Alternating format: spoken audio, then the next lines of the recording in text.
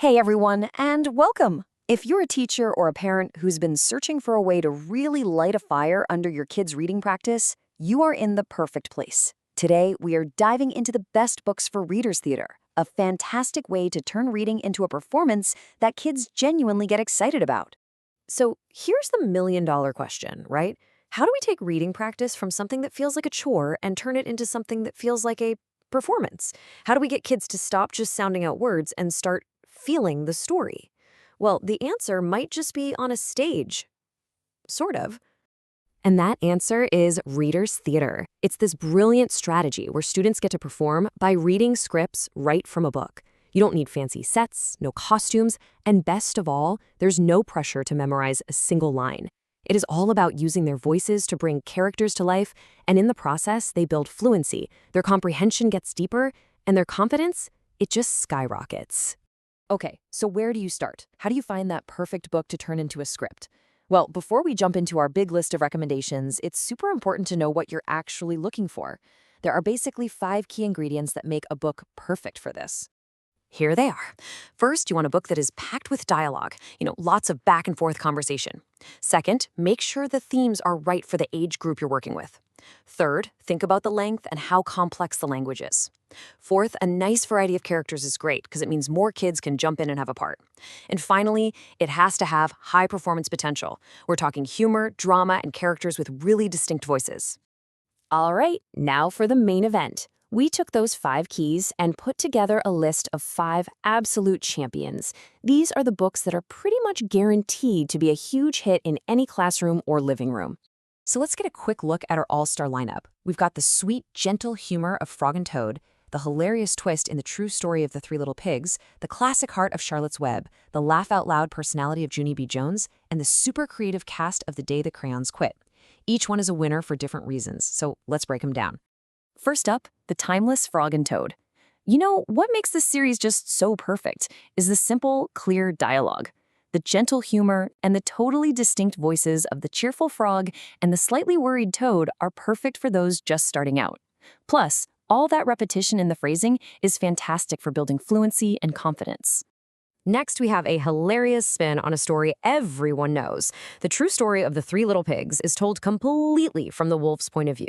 And let me tell you, the narration is just pure comedic gold. This is an amazing choice for students who are ready to really lean into the sarcasm and the drama of the oh-so-misunderstood a wolf. Now, if you want to explore richer language and deeper emotions, there's nothing quite like Charlotte's Web.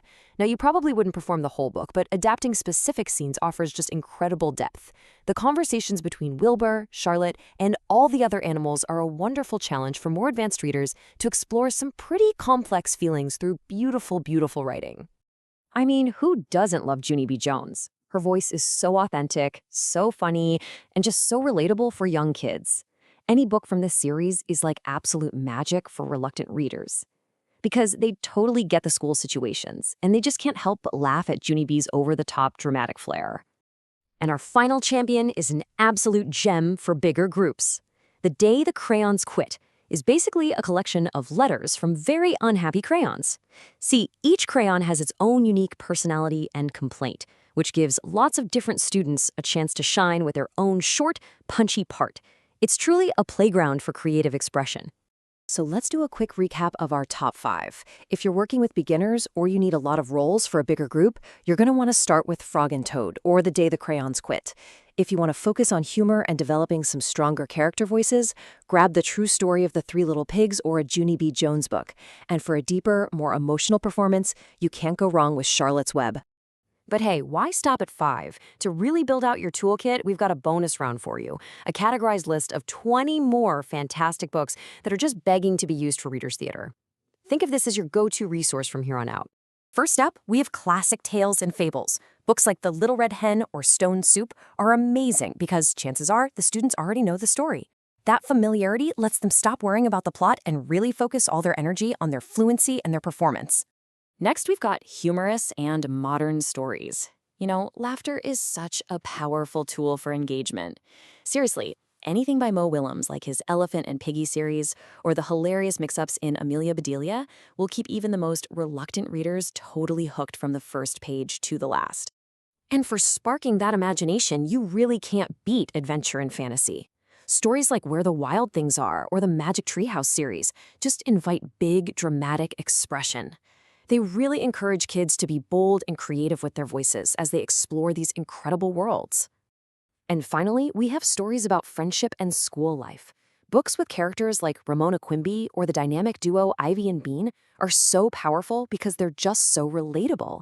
These themes help students connect with the characters on a really personal level, which fosters empathy and leads to much more interesting performances. So, what's the big takeaway from all of this?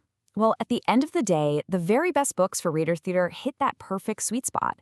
They have to balance being fun enough to grab a kid's attention, being accessible enough so they feel successful, and offering just enough of a challenge to help them grow as readers. So now it's over to you. Armed with all these ideas, from the sweet friendship of a frog and a toad to the hilarious complaints of an entire box of crayons, the possibilities are truly endless. So the only question left is, which story will your students bring to life first?